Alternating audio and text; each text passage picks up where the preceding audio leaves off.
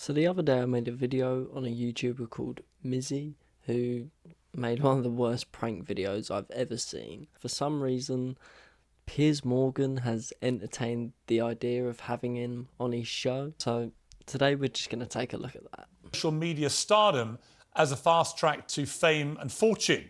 People you've never heard of can become very famous and very wealthy very quickly from the business of bagging clicks and followers online. But with more than 500 hours of content uploaded every single minute just to YouTube, how do they even begin to get noticed? Well, some influencers have a talent. They can sing or dance. Some give brash opinions.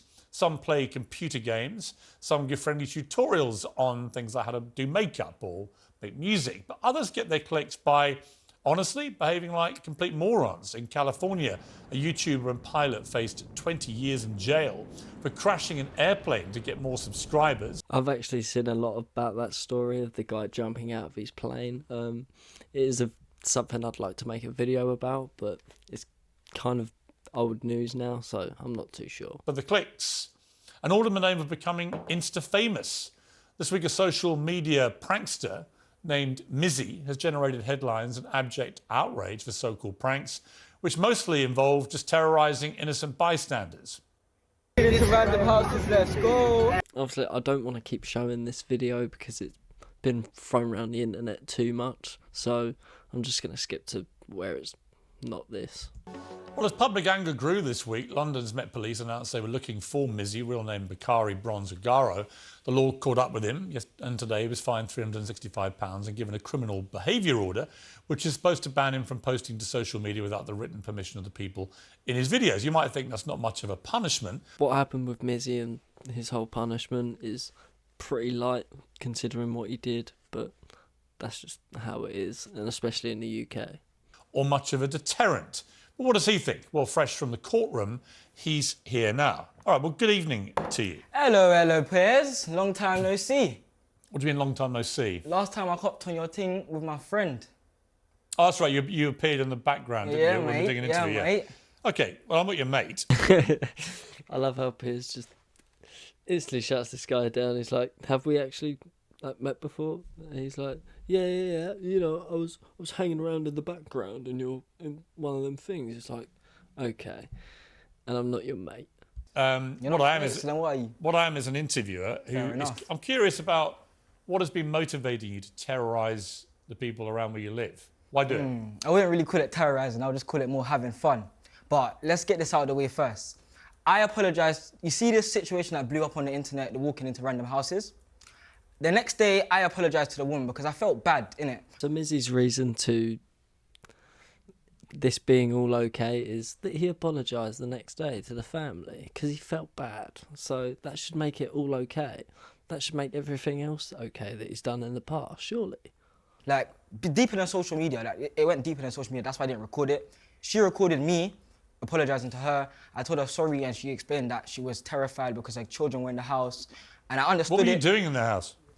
What was I doing in the house? I don't know. It was a stupid video. Like, I got peer pressured to say it. I don't want to say it like in that way, but... Well, somebody else's fault. I'm not blaming it on no one else. I mean, you break into a house with a woman and a husband and two young kids. I went into the house on my own accord. No, I'm just saying, OK, you went through their door, right? But it's not your house. You're not supposed to be in there. Oh, no shit. You are causing a lot of alarm to that poor woman and to her children who are in the house.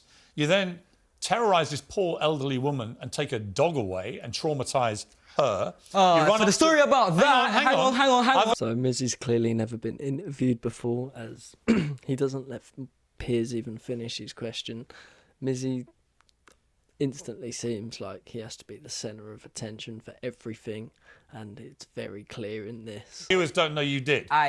You go up and you do these things. You take a dog from an elderly woman. You leapfrog over the top of an Orthodox Jewish man standing at the side of the road minding his own business. You go up to women in the street and say, do you want to die? It wasn't a woman, it was a man. And she even There were also women that you did this to. There was women there, but I only say it to the man. Right. That's wrong. There's literally a video of you at a train station asking girls if they want to die. So you can't really hide behind that one, I'm afraid, Mizzy. You shouldn't be saying it to anybody. Fair enough, but Why, in the name of so-called prankster humour, Why cause so much alarm and distress to so many people? Do you get your kicks out of doing that? Not necessarily, but you could say that this whole public outroar just makes me laugh because people are getting hurt over something that didn't happen to them. People aren't getting hurt. People are just confused and baffled as to why someone like you would do such a thing. Like, you could easily get views any other way. There's so many ways you could get views, and with the personality that you've got, clearly you could definitely have got views elsewhere. And that's how I see it as. What do you mean? People are getting hurt over something that didn't happen to them. Everyone acts like they have this persona, like they don't care. Social media is a facade, this, that, and the other. But when me comes out and does the mad thing, everyone has something to say. It's not a mad thing. It's the mad thing. It's the mad thing. You already said it was the mad thing. It's the mad thing. No, it's not mad. It's moronic. It's the kind of thing anybody could do, and you do it for kicks and you do it for clicks, and you get your little moment on TikTok, and presumably your peer group that you referenced earlier, they all think, good on you, Mizzy, this is hilarious. Meanwhile, some poor woman thinks you've stolen her dog and is traumatised. Another woman has her 2 kids and you're bursting into their house uninvited. All right. Like, you're So he just admits that he does all of this because of stupid fucking trends and just to get views, and he obviously just wants to be the centre of attention for everything.